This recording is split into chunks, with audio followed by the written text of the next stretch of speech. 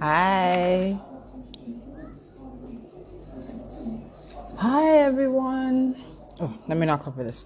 So I'm back again with EIE Nigeria, and we're going to have a conversation about what is a trending topic, but beyond being a trending topic is a very, very vital topic right now. So we're going to be talking about state of emergency for sexual and gender-based violence. Now, this is a very necessary conversation, but in the past 1 to 2 weeks has really garnered a lot more movement because, of course, of hashtags Justice for Tina, Justice for Baccarat, Justice for Uwa, talking about the young girl who was raped by 11 men. There was another story that broke yesterday.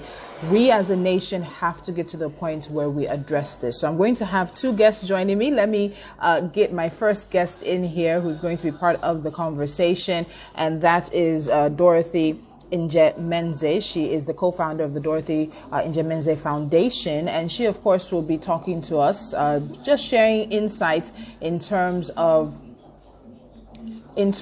everything that she's been working on and how all of that is going, the advocacy in terms of things like that and all. So we want Dorothy her invitation and look forward to joining. Please don't forget you can put your questions there. Please put your questions there. Let us know what questions you have and how we can really make this. Dorothy, hi.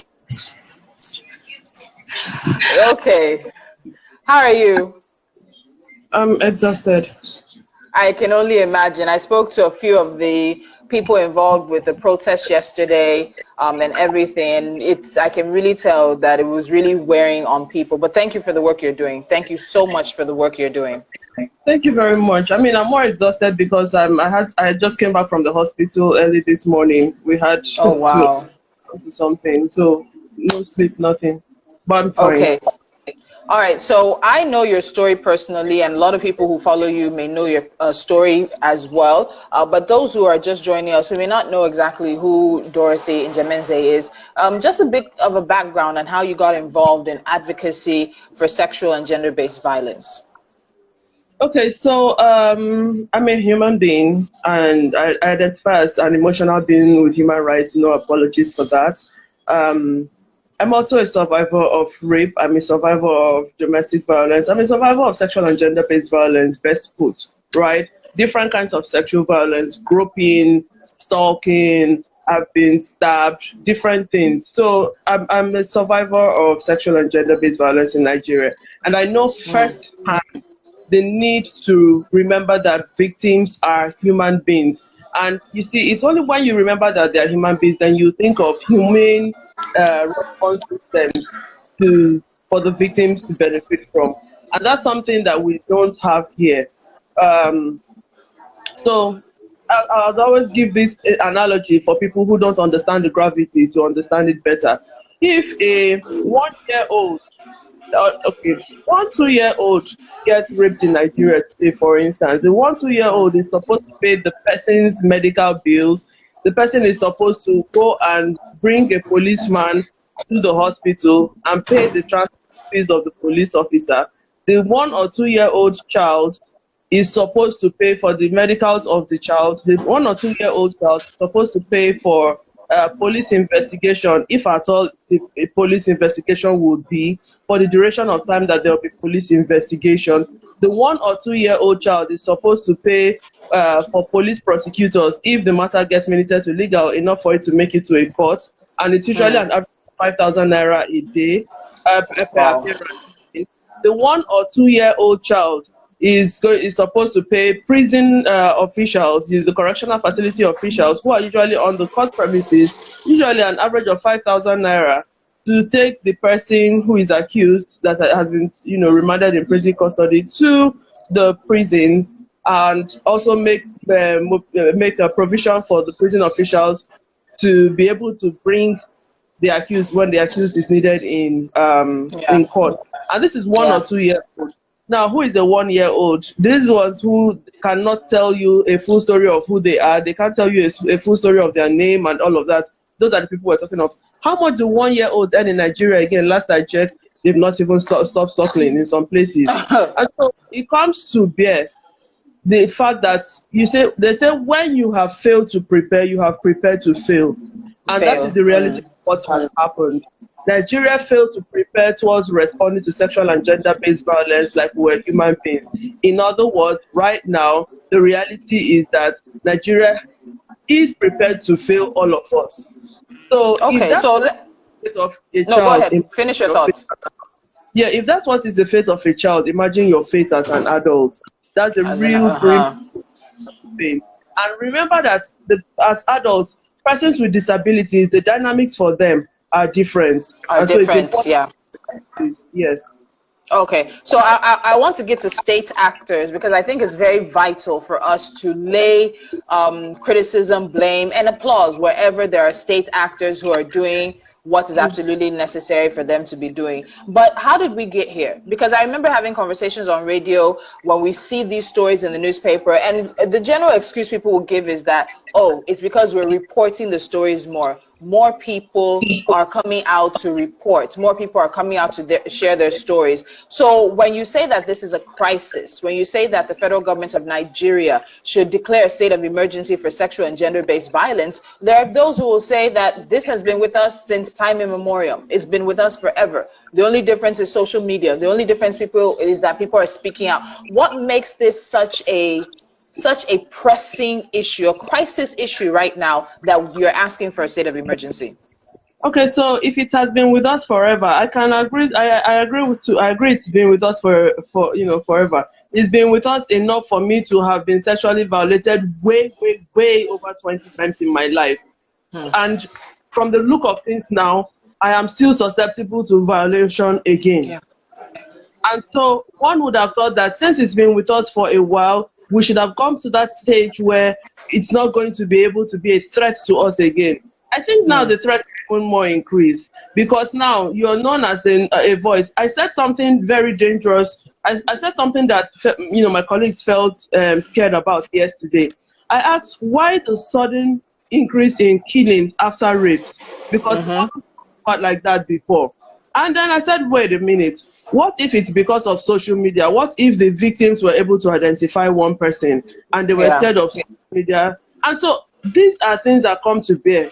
That's why we need to stop joking with the lives of human beings. That's why we need to consider CCTVs, deployed to the street so that we start covering things. That's why we need to consider constant power supply so that they can power these basic things because they don't run on their own.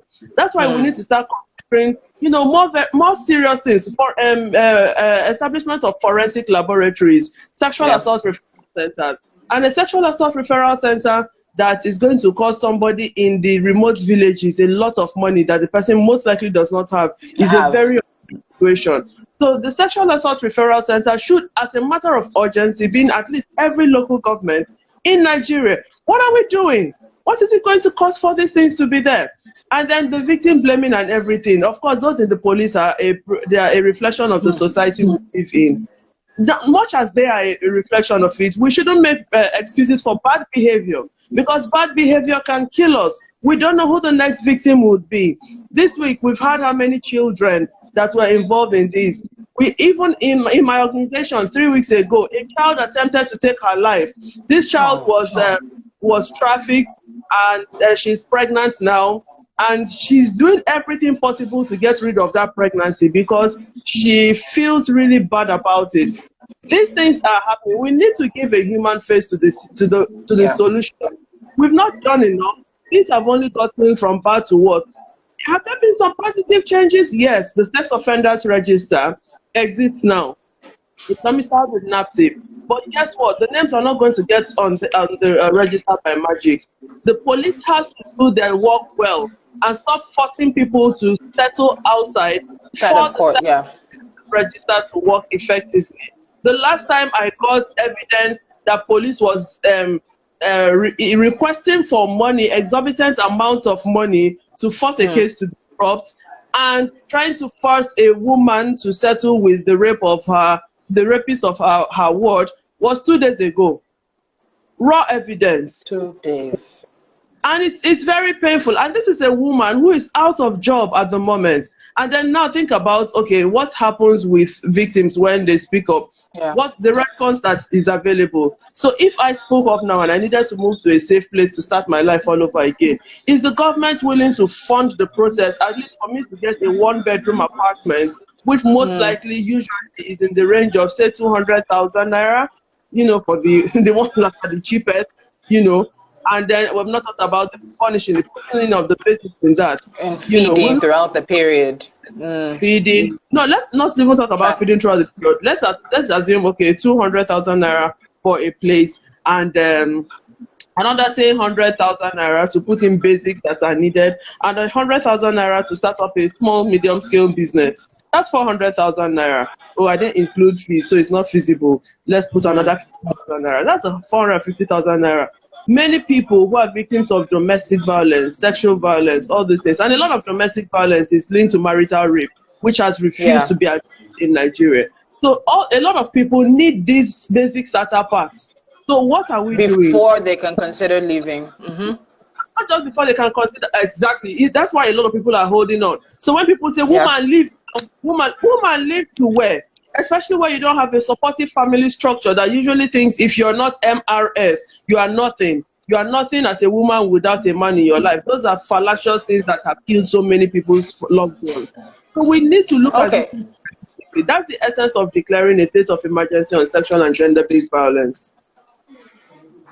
Okay, so I want us to go back to state actors because I think it's very important. And you've had interaction with state actors. I know you were involved with the National Human Rights Commission, the open call, the investigation they were doing into how state actors are perpetrating sexual and gender-based violence in Nigeria. Of course, the situation in terms of your own story involving the Abuja Environmental Protection Board as well.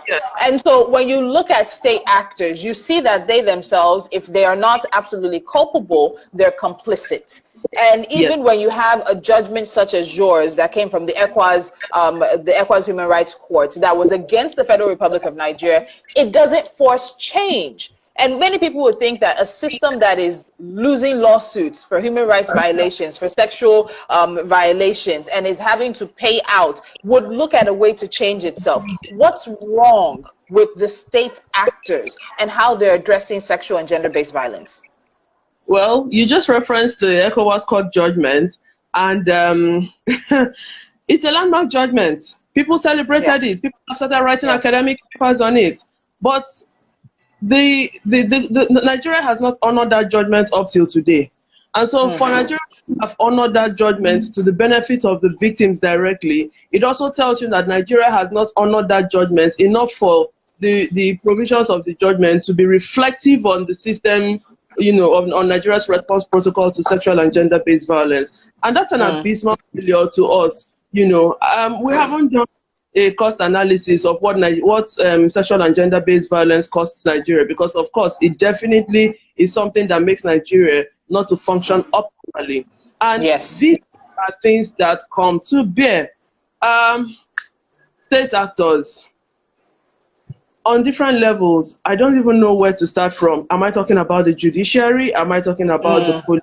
Am I talking about civil defense? Am I talking about NAPTIP has been the only ray of hope for now. I would say at this point in time, NAPTIP is giving us a lot of, you know, we're seeing a lot of deal and will to put NAPTIP in. Oh yeah, we're seeing that and we're feeling the impact well. But are you talking about the social welfare services? Exactly. So that is a multi-leveled, that's a multi-layered situation. So if we're asking for a state of emergency to be declared, when you have state actors who are not living up to their responsibilities, when you have state actors who may not even know their responsibilities, when you have state actors who are actually obstacles in the way of doing their own responsibilities, how then does that work? How then do we change things? Because changing the society is one thing, and sometimes law goes ahead of society, and society catches up. But right now, law and society in Nigeria, neither one has caught up to the crisis of sexual and gender-based violence.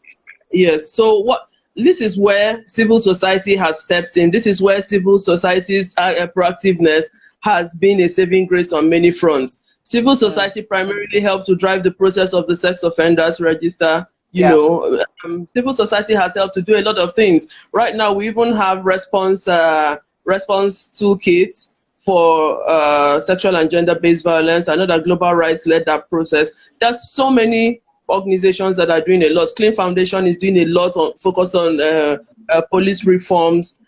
So there are organizations that are deliberately looking into different areas of interest and then trying to improve baby steps at a time. But while that is happening, we cannot underemphasize the need for the government to be a responsible government and do it. Now, a lot of donors keep telling us things like, you want us to pay medical bills for your victims, but that's the work of the government. You want us to pay for able to print out its own documents, but that is the work of the government. You want us to be able to move a suspect from one police station, from the police division to the police station. And so you don't want the cost to be much on the victim. You want us to pay for that, but that is the job of the government. Those things. You want us to help you give money for you want us to help give money for the court processes, which we don't know how long they are going to last for, and that's the reason why a lot of donors run away from that.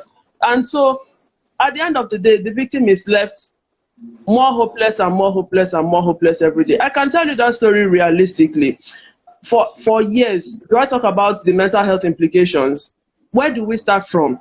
And then we have that militating with the ignorance already. So I remember saying that the people that are state actors are a reflection of the society we are in. So the patriarchal values bring to everything. We still had, even during the protest yesterday, we had some police officers tell some of the protesters yesterday that, you see the way you are dressing in spaghetti, that is why they rape you people. Right there in front of Louis Edet, this happened. And so, National Orientation Agency has failed us. The National Orientation Agency has failed us. Our issues have been taken to be woman issue and not human issue. And let me tell you what is done to people. Boys get raped, men get raped. So when those people get raped simply because they are human beings and the perpetrators that rape them are human beings, they meet systems that have been designed to fail people.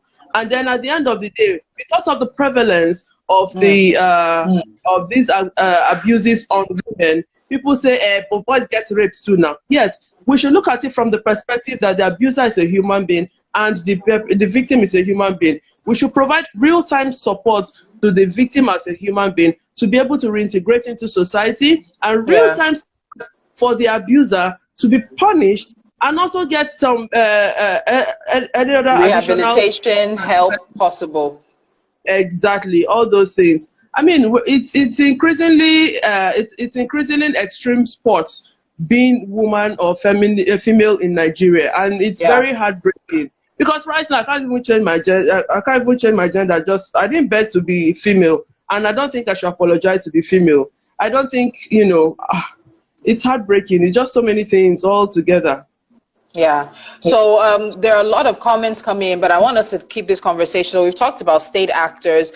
We've talked about the crisis as it is. We have the Child's Rights Act that not every state in the country has domesticated as of yet. We have the Gender and Equal Opportunity Bill that has basically gone into coma as of right now. And we remember how very passionate members of our National Assembly were in speaking up against that bill. We have conversations continue about what is the actual age of consent in Nigeria. And when you think of all these things ongoing and going, it makes you wonder, what exactly are those at the very top? So you talked about state actors, and there's one more I need to mention. We have a Minister of Women Affairs. And even though we hate to put this conversation in the context of it being women's issues, we do have a Ministry of Women Affairs and a Minister of Women Affairs. And I think I only saw a statement from her. I think that was for UWA last week. But other than that, no conversation, no action points from the ministry. The National Orientation Agency, you mentioned them. I've carpeted them on the NCDC and COVID thing. Where is the action? Where is the multiple languages and different things that you see from them talking about do not rape, talking about what to do if you are raped? There was a video put out by the National Human Rights Commission this past week, and it did garner a lot of conversation as well. So we see somebody doing something. How do we force the people who can make the change to make the change? Because we don't write the laws. We don't run the Ministry of Women Affairs. We don't prosecute. We don't attend to people in state hospitals because some states will only take state hospital reports for rape victims. How do we force those state actors to act? By acting. The strongest office in the Federal Republic of Nigeria is the office of the citizen of the Federal Republic of Nigeria, unapologetically so. So these people that we employed and put in public offices, it's our duty to hold them accountable. It is. The Ministry of Women Affairs has been conspicuously absent at very important tables. The COVID-19 is a very, COVID-19 Presidential Task Force is a very important table that the Ministry of Women Affairs was conspicuously absent from. And it has resulted in the death of so many women and children nationwide because gender lens was not applied to the response to COVID-19 when it hit us. And so these are abysmal failures. History has documented that. My question now would, what are we doing with what history has helped us to document? What engagements are we coming through with? Are we insisting that there must be gender lens applied to every policy made, to every decision that is made for public consumption? Are we insisting on that? As long as we are not, then we ourselves are failing ourselves because it is what we permit that becomes trendy. And what we have permitted over the years, our docility has made corruption trendy. Our docility has made human lives not to matter in Nigeria. Our docility has made the lives of common man in Nigeria not to matter. Our docility is to blame. And so what can we do? For those who can move, you move. For those who can talk, you talk. But by all means, do something. And that's why now the countdown has started. Yesterday was day 1 that we started calling for a state of emergency. Today is day 2. Can we amplify this and start a real-time countdown to know when our government is going to hear us? And as a matter of urgency, bring the Ministry of Women Affairs to the important table and declare a state of emergency against sexual and gender-based violence in Nigeria. These are practical things that we can do. It is time for us to start using our recall. This is but you know that whole, well, I've gotten into that process on my show, on my radio show back then, Office of the Citizen. It's a very important process, but it's a very difficult process. The same people you want to recall have to, it will still go back to their cronies in the National Assembly. So don't worry about it. Okay, we should just start the process. Regis like this are enough to institute recalls. Yeah. If we can start from the legislators, the state legislators in the states that have not domesticated the Child Rights Act, the state legislators in the states that have not domesticated the FAP Act. Let's just start it. Let's use this one. Let's remind all of them. Let's come up with constructive advocacy materials, letting the people know that what those in Abuja can enjoy, the people in their villages cannot enjoy. When people understand that, the rage will be sustained rights, the rage will be put to good use. Recall is one of the things we can do. And then while I'm saying recall is one of the things we can do, we also need to remember that what we are suffering now are consequences of the decisions we made during election time. That's the truth. It's easier to elect the right people than to recall the wrong ones.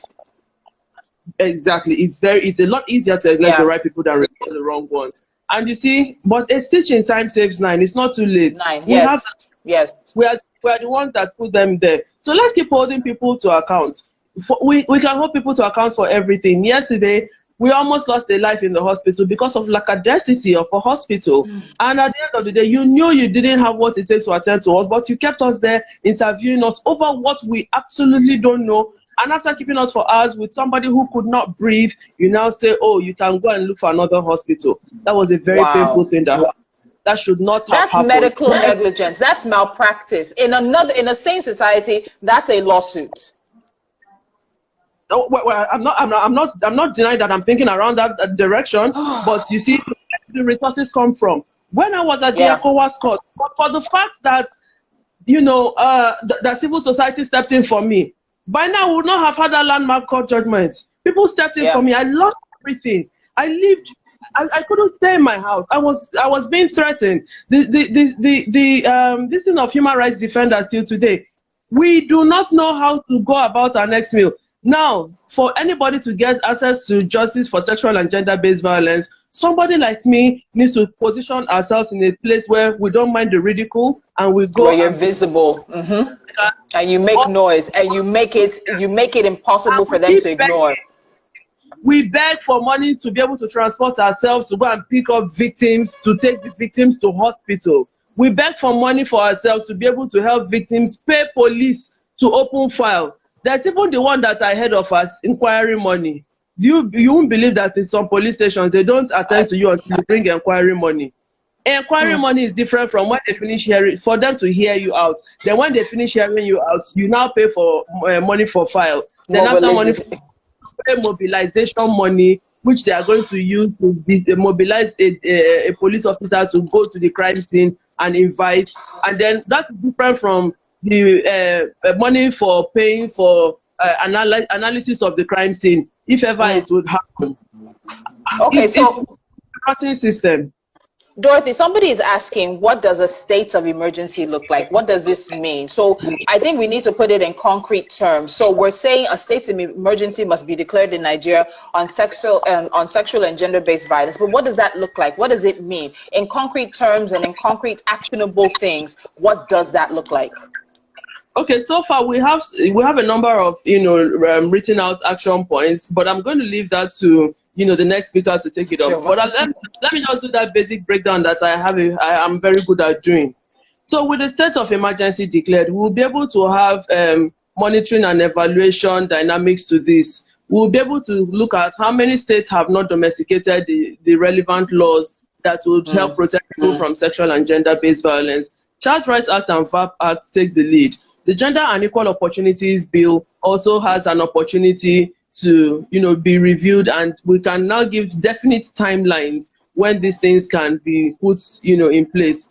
The availability of sexual assault referral centers, I think it's Ondo and one other state that have done absolutely nothing around instituting sexual assault referral centers on in their states. So we can now have real-time measurements of what is happening. So if something happens to a victim, does the victim have real-time access to medicals? We can look into the dynamics of, like Ekiti State took blazed the trail yesterday by offering to pay for medical bills of all minors that are victims of sexual or gender-based violence. Fantastic. In Ekiti.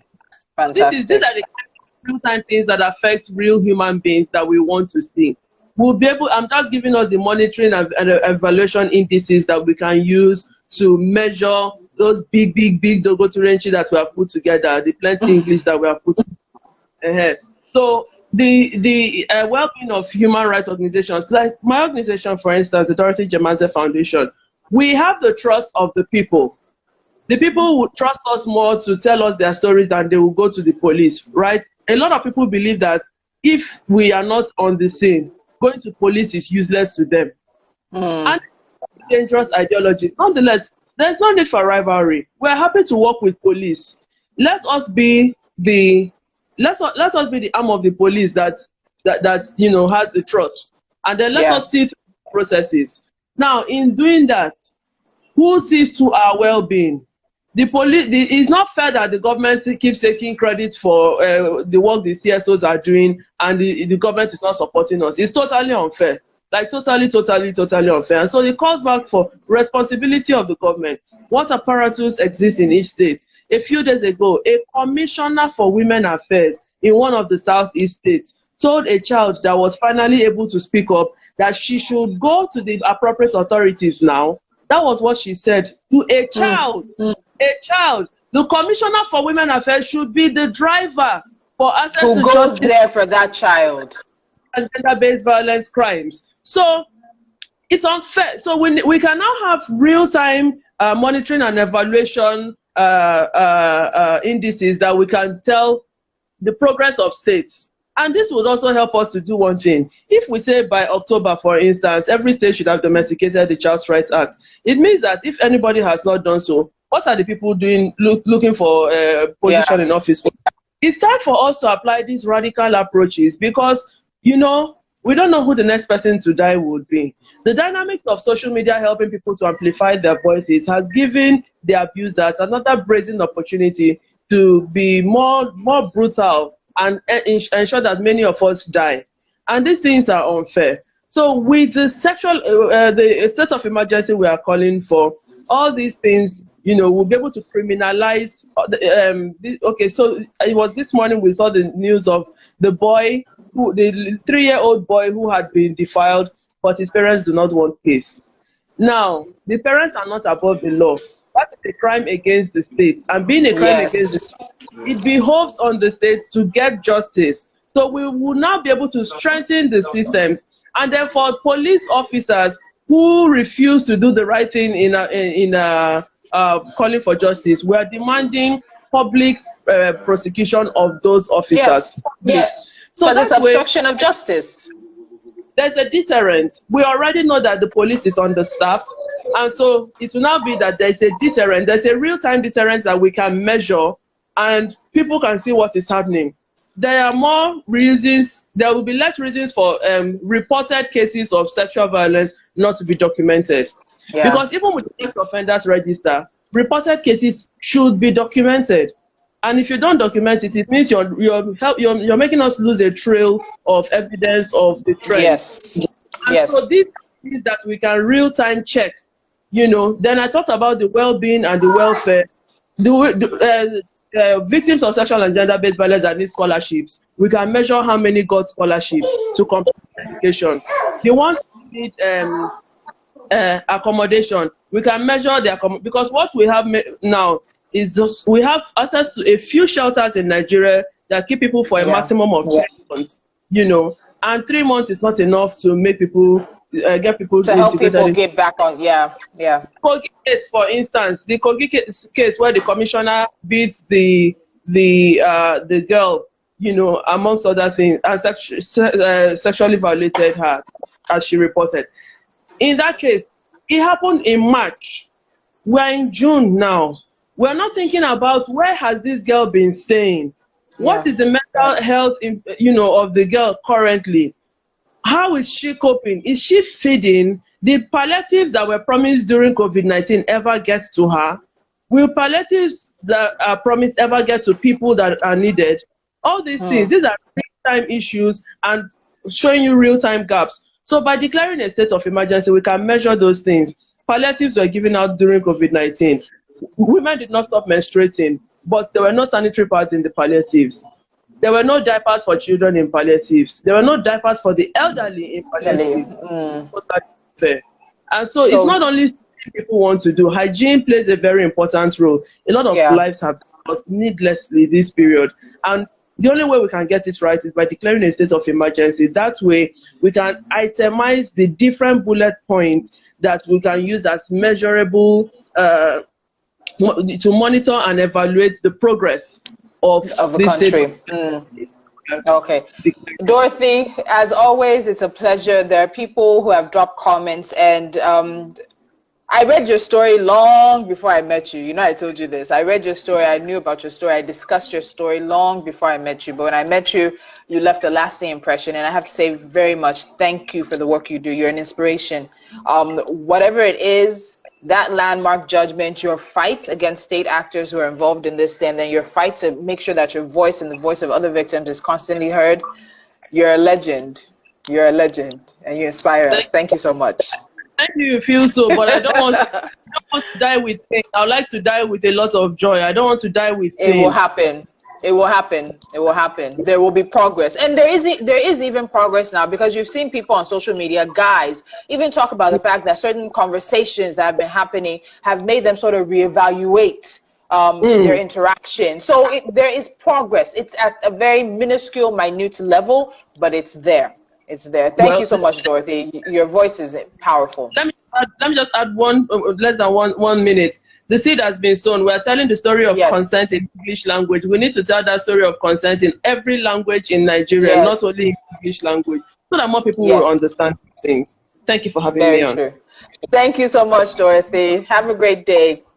Have a great day. All right. So that was the first part of the conversation. Dorothy is an incredible human being. I had a 2-part interview with her. I think it was late last year. It was. I will put that back up on my Twitter handle at Tolulope Adeleru-Balogun. You know, as a journalist, being on live, you're not supposed to show emotion, but listening to her story, there's no way the emotion didn't come. So you'll see the emotion on my face. Even my cameraman, even some of the sound guys who were in the background, when we cut. And her story is unfortunately the story of a number of women and children in this country. So while we look at that story, let's realize that there are thousands, millions of Dorothys in Nigeria that we continue to fail as a society, and we continue to fail as long as we don't hold those in positions of authority culpable. So I'm going to add Chioma, and we'll take up the rest of the conversation from there. So Chioma is joining me. She's the founder of Tech Her, Chioma Agwuegbo, and we are going to get into this conversation. Chioma, how are you? Good. I'm good. Are you sure?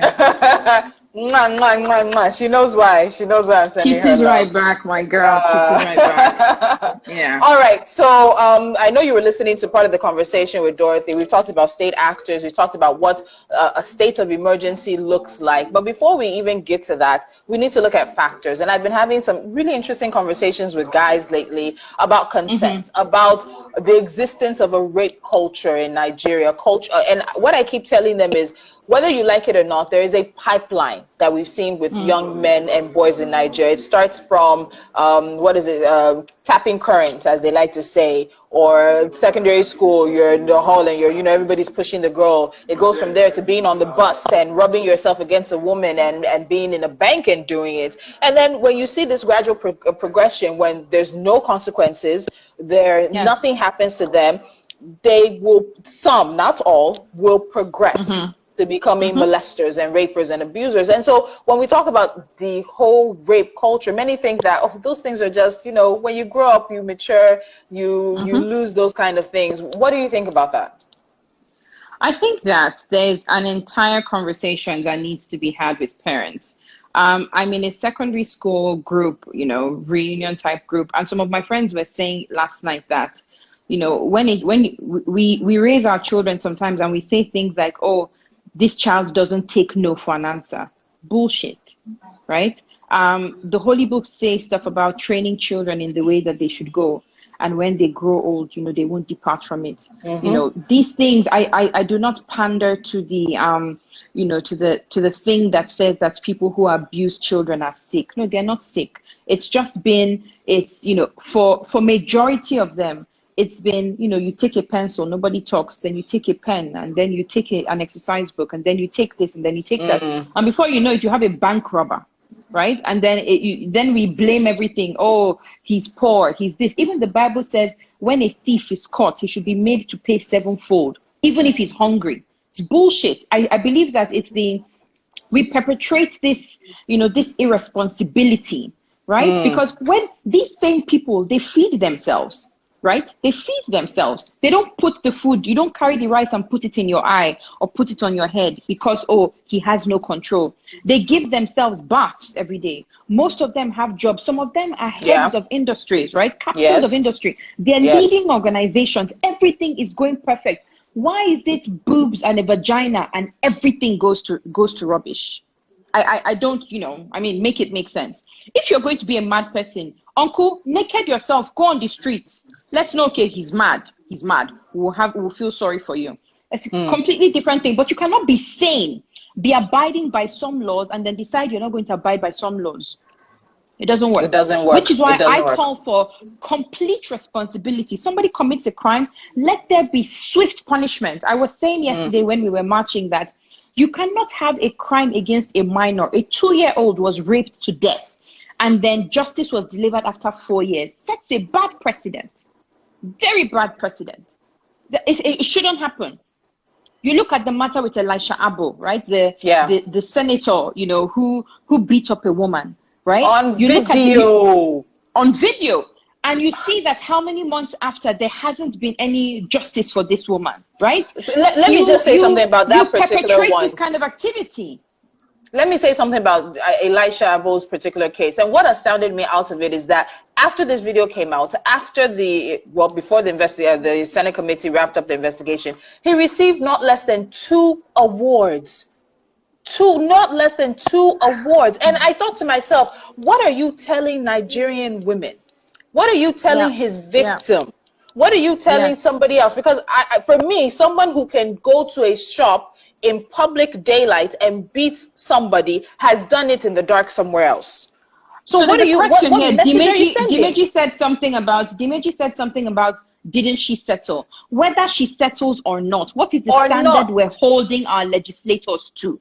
Right? It's the same way when a minor is raped or when somebody is raped and then they go to the police and then the parents say they want to withdraw. Technically, rape is a crime against the state. There should be prosecution by the state. It's no longer a matter for the individuals to decide. No, this is a crime against the state. In the same way, Dimeji, question for you, do you really want a legislator that's an abuser?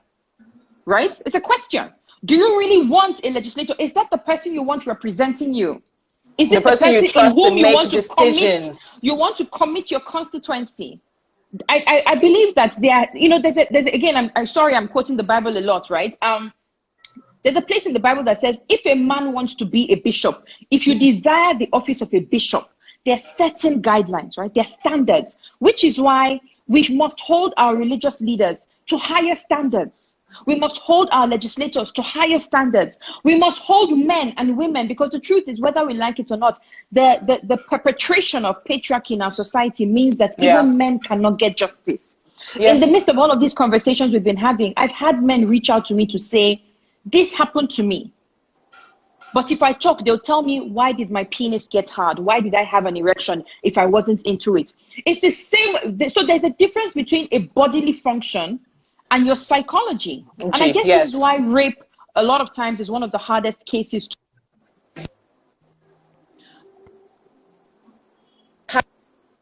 because, how do you measure consent? How do you have that conversation around consent? How do you withdraw consent? How do you give it? How do you take it back when there's only 2 people involved, right? It's always a he or she conversation. Dimeji, I'm coming back to you. When you settle, you drop all charges. No, because I believe that this education is very important. When you settle, you drop charges, agreed. But what are the tenets of this settlement? If you use Commissioner Danga in Kogi, for example, they told us that they had settled. We only heard later that this woman had been threatened into silence. Right? She had been threatened, her son had been threatened, her family had been threatened. We know the Nigeria we live in.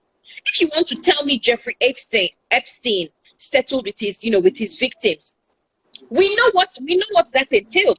There were sealed records that are still being unsealed by the courts today. But you cannot tell me in Nigeria there's an asymmetry of power. And I'm taking my time to discuss this because these things are really important. There's an asymmetry of power that means that one person automatically gets the shorter end of the deal. Of the stick. A student says a lecturer for sex.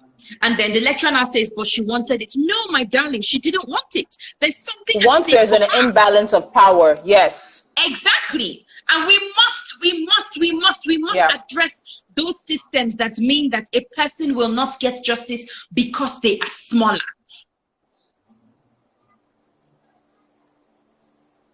Oh, okay. So a bit of, I think maybe connect. Oh, she's back. Okay. Is this really the legislator that you want? Is this really the person you want, representing you, right? We say that young people will do better, but this person is in his early 40s, made all the noise about being the youngest senator, and the first thing you do is get caught beating a woman, right? And so when I first heard of it, we called him, members of the Not Too Young to Run movement, and said, what is this rubbish you're doing? How do we create spaces for other people? When you go and you mess up. 2 minutes into the office, 2 minutes, Like your name was still in pencil. If we're talking about like, university registration, you had not even finished entry. Maybe they'd not even showed you your office. You're beating a woman. And to show you how cowardly and how much of a chicken this person was, he was only able to exact this violence when his military man came. That means you are a chicken. You are a child. But, small power and people go out of control. Then somebody will now tell me that, he has a mental issue. No, my darling, he doesn't.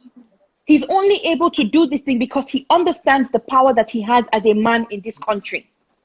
And a lack of consequences. So let's talk about that. So we're talking about power imbalance. We're talking about people using their power wrongly, and any crime of rape, molestation is a crime against the state. But we do see families that settle. And Dorothy listed a number of financial burdens that can actually be the things that stop families, that stop women from pursuing these cases. And so it becomes a situation of settlement versus, in a way, justice. Justice for the larger society to ensure that this individual does not reoffend, or at least we know that this individual has offended before. So if they reoffend, we know that this is going to likely be a repeat offender and needs to be removed from society, versus the privacy that such victims are due and the decisions that they can make in terms of whether or not they want to go to court. How do we balance that? Because even abroad, you'll see people who say, I don't want to take this thing to court. It's going to cost me more than it costs him. What do we do about that? But the good thing is that you mentioned abroad, where in some cities and in some countries, people have sense. Again, it comes back to if there's a report, because when something happens, a person says, okay, I don't want to report. I read about something that talks about people have a duty of care. For instance, if you look at domestic violence, a woman comes into your hospital and says, Dr. Tolu, I fell down from the stairs, right? And she has one tooth missing. She has marks all over her body. She has this, she has that. I was reading something where the doctor was talking about how to interrogate a patient. Well, not interrogate, but how to clerk a patient, right? How to clerk a patient, how to ask what's going on. And then the doctor said, okay, I understand you losing the tooth when you fall. I understand you maybe stubbing your toe when you fall, but I don't understand how you have marks on your skin. I don't understand how you have bites on your body. Those are not consistent with the fall. Now, that doctor has the duty of care to report that so-and-so came in, right? And this is where you have privacy laws. I saw Benga join this call earlier, but this is where you have privacy laws that dictate how agencies of government or how private institutions handle information. Yes. It's not for somebody to come and start tweeting and say, in my hospital or this or that or that, and then you say, because you did not call their name. No, you have a duty of care that this person came in and reported this as the thing that was wrong with them. However, the marks on their body, right? The tears in her vagina are inconsistent with the fall. This is how we start to tackle these things. And I know doctors who speak up about it. So sometimes when we say, I kind of hate to hear insaner crimes, because Tolu, when we travel abroad, we're sane. Allah, we're sane. No, I understand. But the moment we land in Nigeria, we come back as you're coming off of that plane, all of it is out the window. You take all your sense and you drop it in the plane, and then you come down, and we're all animals. So I do not agree that, saner crimes, etc., because if we want to do these things, the same people who pushed and pushed and pushed to get the Violence Against Persons Prohibition Act passed will keep pushing. It's the citizen. I heard Dorothy say something like, the highest office in the land is the office of the citizen. And so when people say things like, Chioma, why are you advocating for pepper? When you didn't advocate for tomatoes, I'm like, go and do that one. Once you start, it will stand behind you, right? We're all reaping the benefits of advocacy that people have done before us, right? Yes. And so Nana says, Nana just wrote here that we don't have laws that protect victims. We need to advocate for those laws. When we met with Femi Gbajabiamila, the honorable, the Speaker of the House of Representatives, he said he was going to get on a Zoom call with all the speakers of the House of Assembly across the country. That is the kind of change we want. And he was like, we are going to get this thing passed. I've had someone reach out to me from a state to say, look, Chioma, we are going to get this thing passed. We're going to pass VAP in our state. I feel ashamed that we haven't passed this thing. And I'm like, this is the energy I'm here for. But it's because some people are speaking. So we need people to speak for education. I was chatting with my friend Crystal, who is the country director for the Malala Fund. When they started education, when they started education advocacy 3 years ago, there were over 20 states that had not passed the Child Rights Act. Today, there are only 11 left. 3 years of hard work. In the same way, this advocacy is never ending. Our country is a mess at the moment, but if everybody keeps pushing, which one can you do? Stand up and do it. Yes. Okay, so you mentioned Go ahead. No, I was just going to say that, we all have a role to play. If we leave this government, some of them are already packing their bags and waiting for for airports to open so they can travel. But we're the ones here who can travel. Those of us who can travel, not every member of your family can travel. So we all need to put our heads down. When, Hausa people will say, Kode Bulala, you will hear this thing, right? Even if I need to beat it into you, even if I need to sit in front of the police station every day till you hear what we're saying, you will hear what? This revolution will be televised. All right, so let's talk about the acts. The Child Rights Act, as you said, now 11 states are left. We have the VAP, Violence Against Persons Prohibition Act. We have conversation around age of consent. We have the Gender and Equal Opportunity Bill that is up in the wind somewhere. We're not sure where it is. But when we look at all of this, then you look at the success of Not Too Young to Run, and how everyone came about and made that happen. And I can't remember what state was the last holdout. Was it Taraba? One of the states was the last holdout, and how pressure was put on that state until that state basically folded under what was the demand of young people in this country. Why do you think we're finding it difficult to bring everybody together? Why should age of consent be a conversation that is different from region to region, from clime to clime across the same country? Why should we be having people in the National Assembly who are discussing gender and equal opportunity bills and saying if we pass the bill, it will make us lesbians? It will make their daughters and their wives lesbians mad. And prostitutes. How do we have this kind of thinking running around our society? Because we have the wrong people in office. Simple. Right? It was in this same Nigeria a few years ago that a national legislator went to another country and married a teenager, right? One group said she was 14. The man was saying, no, she's 15, as if 15 is the age of consent, right?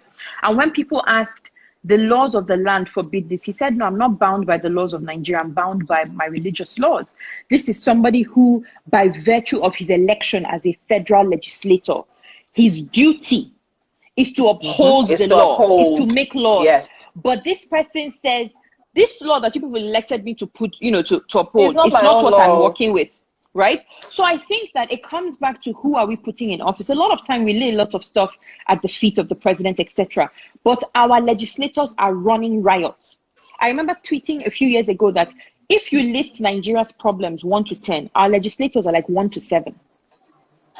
1 to 7, and let's say, okay, the remaining 3, they'll still be inside one or two of them, right?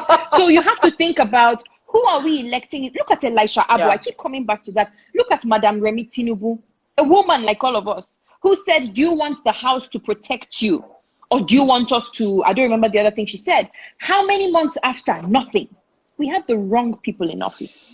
We have the wrong people representing us. We have people for whom their wants and their needs and their caprices are more important than the people, whose mandates they swore to protect. And of course, these are the ones who were actually given mandates. So we've not talked about the ones who stole the mandate.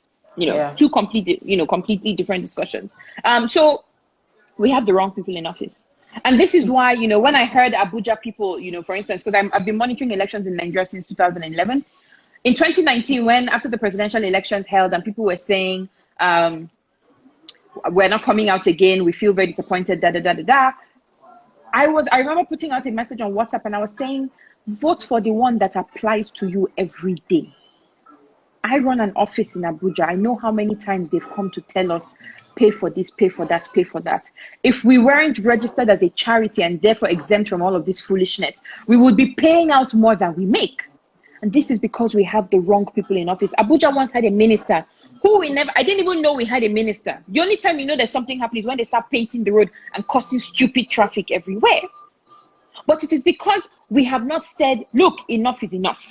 Yeah. When we marched in 2010, we forced the doctrine of necessity, which, declared Goodluck Jonathan as president. When we marched in 2012, right? Occupy Nigeria. We forced the government to walk back on the fuel, price hike, right? When we marched in 2014, Bring Back Our Girls wasn't only about bringing the girls back. It was about exposing the rot in our security system. And so a lot of times I say that even though all of the girls are not back, even though sometimes it looks like that movement has derailed, we must give it props for what it was. Because if these movements didn't happen, it wouldn't have strengthened us, right? It wouldn't have strengthened us to do this now, to do what we're doing now, right? Look at Not Too Young to Run. It was a journey that started before and failed. I remember, hearing one of the stories of the earlier days of the movement where they finished raising in the National Assembly and they were told, please go and bring tea. What is this rubbish? You are too, what is this? You are not too young. What? Right? But they took those lessons, went back, and by the time we came in 2016, we had learned those lessons. We created a movement across the country. The 36 states of the Federation and Abuja came together in one voice and said, if you are not too young to, if you're not too old to vote or something like that, you are not too young to run, right? So we have the wrong people in office. Do we have bad eggs even amongst young people? Of course. But we've been, the rotten eggs amongst the elders, like the entire country stinking of rotten eggs. So I believe that we need to keep working on who's representing us.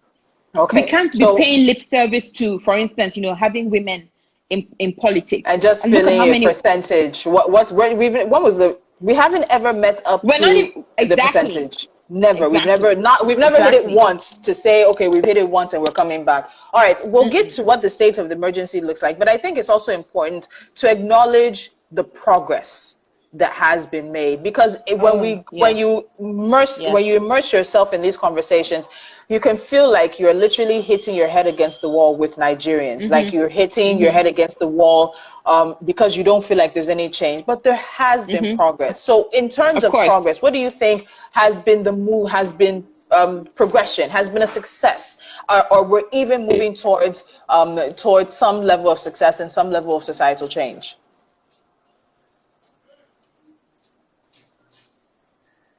Chioma, can you hear me? I think that one of the most important things that have shifted yeah, I'm here. Okay. Did I have anything? Okay, I'm here. Let's give it a second. Okay, there you go. So I was saying that I think that one of the things that have really shifted the needle on these conversations is the fact that more women are speaking up. Right? In the last 1 week, I've listened to some of my friends just talk about things that have happened to them, and some of them I wish I could just reach out and hug. Some of them I wish I could pick up a knife and go to war, right? I've heard stories of, violence that you can't even begin to think of, right? But the other thing that gives me joy is that these women are speaking. A friend of mine reached out to me last week to say somebody said that she was talking too much, that what she said was triggering. And I said, yes, we need the trigger. Yeah. Which is why I'm very excited that, the Speaker of the House of Representatives, that we took to him a sheet that had, incidents of violence that we had, against women, obviously, that we had collated from January till June. And he asked that the thing is that the one you put up on your social media, the one you put on your Instagram stories? Yeah. That was from January to June. And we don't have everything. Oh my God. The sheet couldn't take everything. Tolu, the sheet couldn't take everything. And so we told him this is just a sample. This is just a sample. And I'm very excited that he asked that the thing be blown up and that it be hung in a conspicuous part of the House of Representatives, because he said we need to feel this discomfort. We all need to see what's happening. Let us all be triggered. Where as you are getting triggered, you're telling your brother, you're telling your father, you're telling your cousin, you're telling your boyfriend, don't rape. Because somebody was asking me at the thing yesterday and was saying, are we saying no to rape? I'm like, we've never said yes. We've never said yes. We've never said, oh yes, come and rape me. I have nothing doing. Right? We've never said yes. We've been saying no for a long time and no one's listening. So we're no longer saying that. We're saying, stop raping. Don't rape me. Leave me. Don't kill me, right? While we were even marching yesterday, we got back from the march, and I think it was Dorothy who said to me, another woman was raped and killed. Yeah. And not so we were out marching and saying don't rape. Somebody was raping. That person who rapes this girl is somebody's brother, is somebody's father, somebody's boyfriend, somebody's son, somebody's friend. Right? Somebody's friend. We saw the case on social media where a girl said her ex-boyfriend had raped her. And then the boy came out with a long thread of foolishness and shalaye, saying all sorts of, bullshit, really. All right. Only for him to fight with one of his friends. And then the friend came out with an audio saying, you don't ever accept rape. You have friends, okay. They're people. Chioma, I need you to pause because Instagram is about to kick us off. I'm going to end. Hello, guys. We're really getting into the heat of it, but Instagram has a limit on Instagram live videos. I don't know how other people do it, but okay, so 1 hour has gone, so I'm going to get Chioma back now to continue the conversation. Thank you so much for joining in and being part of it. It's an ongoing one, and we want to continue to keep the pressure on and make sure that those who need to do the right thing do the Getting Chioma back on. I've talked about so many things today: rape culture, the justice system, state actors, the Child's Right Act, VAP, so many things. Chioma, okay, thank you so much for joining us back. So we were getting into the conversation as you talked about hearing that a 2-year-old, another woman had been raped and killed yesterday during the course of the protest march. And talking about these are friends and family members, brothers, sisters, husbands, best friends of men and women around this country. And then just making sure that we have a situation where there is justice. There's justice. Do you remember your line of thoughts before we went for that quick break?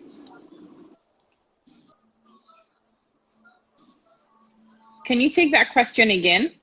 My enemies are fighting my wife. Oh, all right, I'm on now. Okay, yeah, so I can hear you. Yeah. All right, so you were saying that at the protest march yesterday, that was when you guys heard the news that another woman had been raped and murdered. And this could be any man in society. And for many women, it's almost everyone around them sometimes. And that's a very sad case. I'll get to another question later, but do you want to add anything else to this before we move on? No, I don't want to. I don't want to add anything. No. All right, so let's talk about that point that you brought up: brothers, fathers, friends, cousins, husbands, and we can see the ongoing conversation on Nigerian social media: not all men versus all men, and all of that. And you have to wonder, are men having these conversations? And I really hope we have an opportunity to really talk about rape culture with men, and let's hear from them. But do you think that men are starting to have these conversations? Many of them are saying, if it's to kiss a girl now, she'll have to sign a contract. Before you come to my house, she'll sign a contract. And I've told somebody, good, if that's where we start from, for people to start having sense, then fine. Let's take it to that point. Yeah. What do you think about the conversations that are ongoing? I think that the fact that men are starting to hold their friends to account is a brilliant thing. I like the fact that women are starting to hold their friends to account and talk to them and say, look, this is not on. I feel like with every news story we hear, with every bomb of a chicken that's open on social media, there's a message that goes to people that says, if you do this thing, even if it's in 10 years, one day this woman will find her voice. Yes. Right? Yes. This woman will find her voice. I like that men are outing their friends and saying, this thing you did is bad. I like that, for instance, there was a case brought up on social media about a tech leader, right? And his, other tech leaders were saying, this is wrong. Right? Normally there would be people would unlook. Silence. No one's unlooking. I think that in itself is commendable, that people are no longer saying, we're just going to keep quiet, we're just going to not be a part of this, we're just going to walk you. And I'm waiting for this to come to civil society. I was having a conversation with someone and saying that, there's a lot of wickedness that goes on within civil society, within the banking sector, within the legal practice, within everywhere, the legal industry, or whatever it's called, right? And these conversations need to come out, and they will. And people will speak their truth, which is why when somebody says a woman is talking too much, you're going to be known as the person who was abused. Yes, We need everyone to be uncomfortable. This discomfort is what will spark the change that we're looking for. We cannot be in a country where people feel like, who is going to believe you? I think that, that conversation between the boyfriend and the no, not the boyfriend and not the ex-boyfriend and ex-girlfriend. The friend and the friend, a friend and another friend. Was telling this girl that if you talk about this thing, they will drag you more. Nobody will drag me, right? Me, I go Chester. That conversation, I shared it with my friend Nana. It made me think, right? How much women need to fight to even be able to speak up about stuff that happens to them, because you're not only gaslighted, you're manipulated into thinking that when you speak up, nobody will stand for you. You will get dragged. You will be known as the woman who was raped. I filmed a woman last year. Dorothy took me. A woman whose 3-year-old was raped. I remember calling my mother when we were standing outside the house, and I said, when I saw the child, I couldn't take it. I called my mother and I was crying, and I said, she's so small. She's so small, a tiny girl, right? She's 3. And a 70-year-old man in one of these face me, I face you type, settlements in Abuja. The mother had gone to sell meat pie. Her profit was 700 naira. 700 naira. This is less than $5. This is what she was going to make for the day. And while she was away, she left her child, with another lady in the compound. This lady was washing. Of course, children will wander. And then she fought, this 70-year-old man took this 3-year-old into his own, flat or cubicle or whatever. This mother saw this man inside her child. Right? And so when they were telling her settle, they said the man is sorry. She said, no, I cannot unsee what I saw. Yeah. She said that she told me, I filmed her. She told me, she said, Auntie, this man was inside my child. I cannot, I'm not going to come out from my mind how much they won't give me. And of course, our darling police force told her, settle. And do you want them to say blah, blah, blah? And she said, no, I can't. What am I settling? How much is ever going to be enough? Money from her. Money for investigation. Money for this, money. Somebody who went out to make 700 naira. At the last count has spent over 30,000 pursuing this case. God. So you asked the question earlier about the of getting justice. Yeah. If Abuja, the Federal Capital Territory, if we had a sexual assault referral center, legal for that child would have been free. Medical for that child would have been free. Psychosocial support for that child and the child's family would have been free. And this is why we're going out. Because we cannot be in a country where foreign partners are paying to sustain sexual assault referral centers. It's an aberration. Where we have medical budgets, where we have legal budgets, where we have justice budgets, where we have police funds. Where we have women security cannot votes. access justice for their children, for themselves. It's an aberration. And this is why we went out yesterday. Because there are 18 sexual assault referral centers in this country. I think there are 4 of them in Lagos, there are 4 of them in Kaduna. Sokoto has one of the newest ones, right?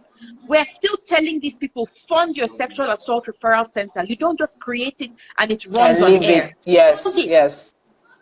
A sexual assault referral center is made up of the Ministry of Justice, the Ministry of Women Affairs or Gender, the police, and the Ministry of Health. You need to fund these things so that when people come in, there's medicine.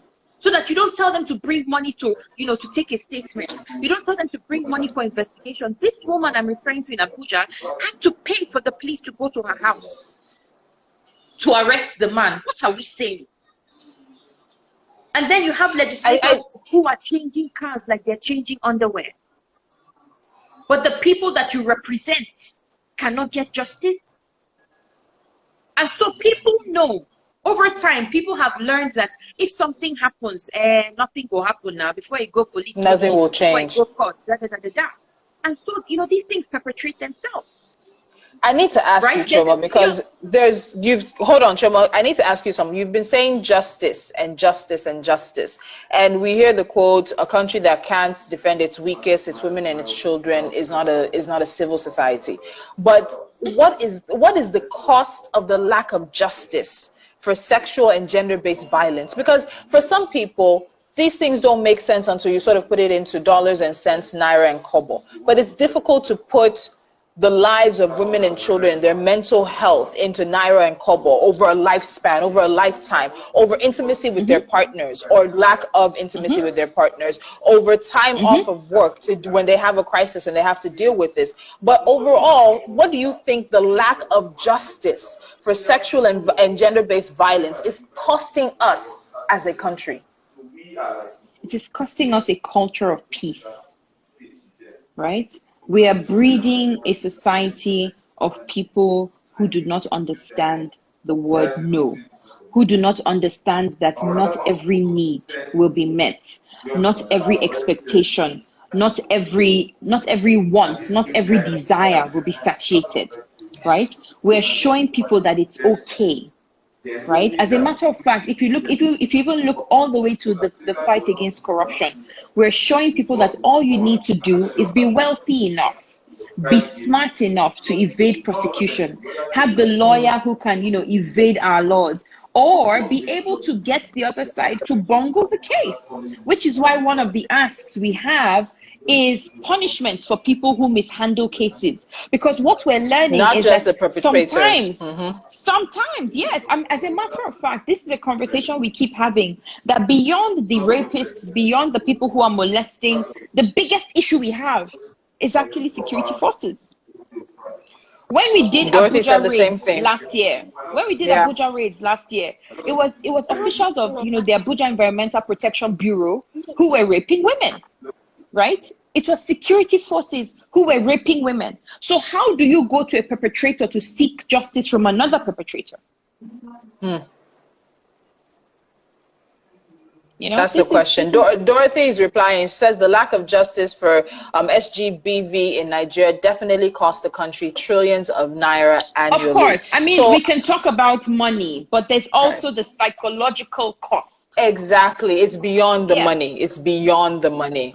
So I asked Dorothy earlier about what exactly the state of emergency looks like. And as we start wrapping up, I want us to get into those details. What exactly does this state of emergency look like? Who are the people who need to be involved? What are we calling on the federal government to do? What are the action points that are listed out? What is that? So as we know, a state of emergency is often instituted, right, where a certain region is unable to cater to a problem, right? Yes. And, instituting a state of emergency, for instance, in a security situation in Nigeria means that, for instance, the federal government takes over the administration of a state to say, you know what, let's come in, let's give you guys a hand, let's sort things out. And we've seen this happen a number of times, right, in the Northeast, right? In the same way, the state of emergency we're calling for is to say, for instance, these states that have not passed VAP, these states that have not passed Child Rights Act, these states that do not have sexual assault referral centers, these states with police stations who do not have functional family support units or gender units that cater to these issues. Calling for a state of emergency means that we want federal might. We want you guys to look in, which is why I'm coming back to, what Speaker of the House of Representatives said. He said, I'm going to call them. I'm going to get all of them on a call in this coming week and ask them what's going on. Another thing that was raised was, sexual and gender-based violence wasn't classed as an emergency, as an essential service during COVID-19. And he also said, we're going to raise this with the Presidential Task Force. This is what you mean by this. So technically, we're already getting, the responses that we need, right? These are the answers that we need when we ask for a state of emergency. It's just to say, this thing is too much. It's like putting up your hands and saying, have mercy, do something. Because technically, women are getting raped. The incidents almost outnumber the incidents, the people that we've lost to corona. This is a state of emergency. This is something that everybody should be speaking about, which is why, some people messaged me yesterday and they're like, thank you for speaking for us. And I'm like, no. Nobody was born with the name, like my parents didn't name me Chioma Advocate. Your parents didn't name you Tolu Advocate. This is something that concerns each and every one of us. Because you can say, and a lot of people say, protect your children, do this, do that, do that. All you need is one mistake. You take your child to the wrong school. You take your child to the wrong church. You take your child to the wrong mosque. You take your child to the wrong place. And next thing you know, your child is getting abused. And you don't even have to take, you don't even have to take them anywhere. You leave your child with the wrong person. You let the wrong person into your house. Because, and that's the question I asked on social media, where is the Nigerian female safe? Not in her home, not in religious places, not in schools, not in hospitals even, not with the police, not where. There's no safety anywhere. So that is a truth that we have to make sure stares all of the people in the face. You were saying something before I interrupted you. And so, I mean, it's the state of emergency. We have 5 asks, right? And the 5 of them are, of course, domestication of, the VAP and the CRA Act. There's also the establishment of sexual assault referral centers, but backed by a coordinated, sustainably funded support system. Don't just bring it up. Where is the money coming from? I know that in the US, the Violence Against Women Act, what's the word? I think management of that act, or I think the expression of it, is funded from fines, right? So from fines, from bail bonds, etc. So there's a channel. It's not that we're not waiting for government to be exactly. We're not waiting for government to be magnanimous. We're just saying we are instituting a line of funding for this, right? We also asked for criminalization and prompt state-led prosecution of SGBV cases, so that even if a family says we want to withdraw, the state says no. This is a case we have now taken, right? And you can see these instances. I mean, Lagos State is blazing the trail with this. As a matter of fact, when a family comes to withdraw a case, they punish the family. That's what it should be. Right? The first thing we're asking for, why are you withdrawing a case? Why? Especially when they're clear, when there's clear evidence of manipulation, right? When there's clear evidence that somebody's offering you money so that you drop something. When a minor has been raped, I think it's important to state you cannot withdraw it. And this is the good behavior that Lagos State is putting out that we want other states to adopt. To emulate, Right?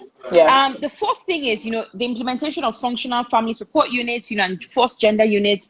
And then the fifth one is the imposition of public disciplinary measures against officials of the Nigerian police force and state prosecutors who mishandle cases. This is what we're calling for with this state of emergency. And one of the things I'm really excited about is we didn't just march, right? We didn't just go out on the street and march and, listen to stories and talk about the effects, of violence against people and all of that. No, we're engaging with the legislature, as evidenced by the meeting with the Speaker of the House of Representatives, as evidenced by the motions raised on the floor, of the House of Representatives on Thursday. We're also going to be engaging with Nigerian Governors Forum. We're also going to be engaging with the Federal Executive Council. It's a holistic thing because no one agency can function in and of itself. And no one agency can handle it because of how many levels the conversation is on this. So there's something Dorothy said earlier, and I want to take that up with you as we start wrapping up. And she talked about the fact that people are asking, does this then mean we need to have a gendered lens in looking at policies and acts and laws and even anything that comes? She mentioned COVID-19 and how there was no, even now as you talked about the fact that sexual and reproductive health situations were not classified as essential services, and that would have affected maybe individuals who were raped or molested. So do we need to, as a country, for the time being, consider everything through gendered lenses until we reach a state of equilibrium? Of course. It's like, it goes without saying. I mean, if you look at I read something about a state in the US where a woman was beaten because she went out to get sanitary towels. And they were asking her, why did you... how did you not know when your period was coming? Why weren't you prepared? Exactly. The police officer would say, my wife and my daughter, I saw the story. I mean, for some women, the period comes every month. For some women, it comes twice a month. Right? For some women, it comes 1 month and then doesn't come for 2 months. Stuff is different. People forget. How do you... So, I mean, to be honest, I think the short answer is that it goes without saying. You cannot plan for one half of the country, right? Yeah. I know how many times spoke to me, 11 p.m., 1 a.m., Chioma, I've just gotten a call. We need to go and rescue this woman. I know how hard Dorothy and her team tried to find passes to be able to move around. right? So, I mean, I don't even know that it should be a question. Of course, we need to look at things through a gendered lens. We need to consider, is this thing that's good for the goose, is it good for the gander? Or are there peculiarities that mean that it will be different? Right? We were in conversation with the, with the Honorable Speaker of the House of Representatives, and Crystal from the Malala Fund was talking about girls at school. Girls are currently holed up in some instances with their abusers. Yes. Women are holed up with their abusers.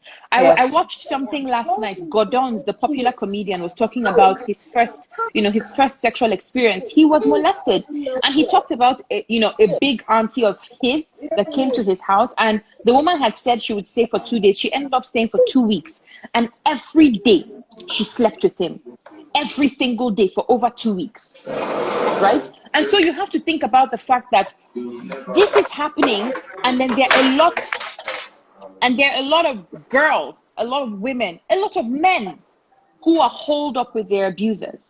Right? So we have to look at these things from both sides of the divide. How are men suffering? How are women suffering? All right, so I'll wrap up with you now because I know there's a lot more work to be done. But my final question is, what next? While you've listed out the ask that the movement is asking for now, in terms of what happens next, what do we expect tomorrow? Is there something we're expecting next week while we're waiting for the House, the Speaker of the House of Representatives to talk to the speakers of the houses of assembly across the states? What is the next step? The next step is to keep putting out information for citizens to call their legislators.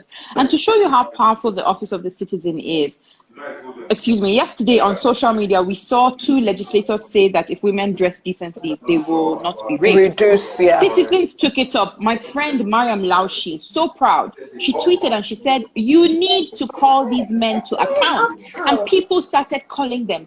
People started texting. People started sending emails. We have a public apology from one of them, saying that, because at first he said it was a joke, and then people called him out, and then he said, I'm sorry, we shouldn't be joking with these things. This is what the office of the citizen is about, right? And so we're encouraging people. Enough is Enough Nigeria has produced posters which we've put out online. Call your legislator, ask them, why don't we have a sexual assault referral center? Why haven't we passed VAP? Why haven't we passed the Child Rights Act, right? There are also daily countdowns. Okay, you said you're going to do this, when are you doing because we must hold these people to account, remind them, right? It's not enough to keep saying, to release statements or to come and make fancy speeches when people are on the street. There's also the commensurate work that needs to be done at the back end, and this is what we're going to be doing. It's literally and telling them, because if you do not act, we will all be dead, right? By the time the next elections roll around. Whose hopes are you going to see? All right, so Chioma, finally, how can people help?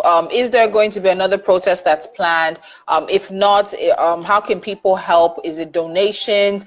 Is it signing petitions? What is it that people in their own spaces can do? While I know you say your parents did not name you Chioma advocates, some people will find themselves in frontline positions when it comes to these battles and these fights, and there has to be support system behind. So somebody who's been listening to this conversation the whole time, how can that person help? How can they, is it amplification? What can they do? They should go on social media, right? Search the hashtag State of Emergency GBV. Find the poster for your lawmaker and ask him, has our state signed the VAP?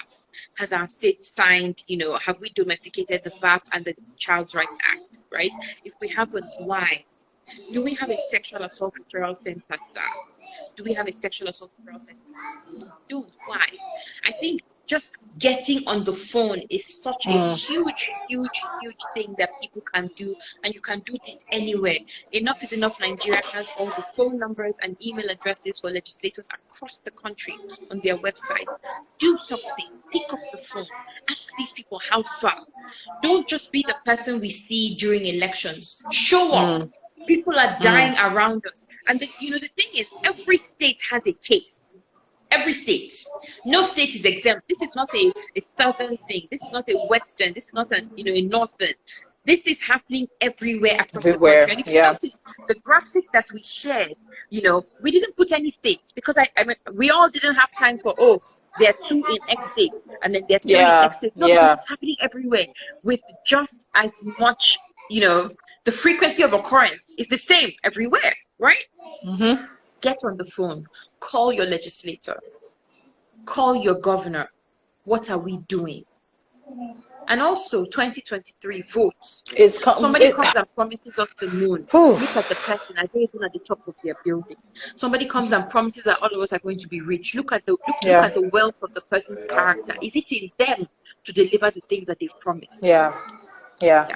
So someone is quickly asking, is there a fund to help assist people going through issues due to rape? I think it's the individual foundations that are responding. Yes. Fund organizations are responding, right?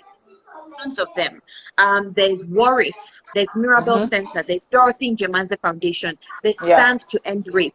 There are organizations everywhere you turn, right? When we're not creating new funds, go and fund the organizations that exist. Set up direct debit, send them a little something every month. Send them 1,500 naira, 200 naira, 100 naira. These funds are the things that they use to respond when women call in the middle of the night. Right? Yeah. So go on social media, do your due diligence, find organizations and channel resources to these people, because a number of these organizations are living and functioning on a prayer. Yeah. Right? So go online, find these organizations and fund them. They are the frontline responders. They are the ones going out in the rain. They are the ones going out, in the sun. Right? Yeah. All right, Chioma, thank you so much for your time. We spoke yesterday. I know you were quite tired from planning the protest and everything, and also some of the stories you've been hearing. As I told Dorothy, the work you're doing is inspiring. It's very necessary, and I'm very, very grateful. I know I speak for a lot of people who say thank you so much. You are your Titi Lola from DSVRT, Maribel Center, Warif. Yes. There are countless, not countless. There are many, and we need to give them the props that they deserve. They're doing work, very dirty, very hard, very labor and love intensive work, and we definitely appreciate you and them as well.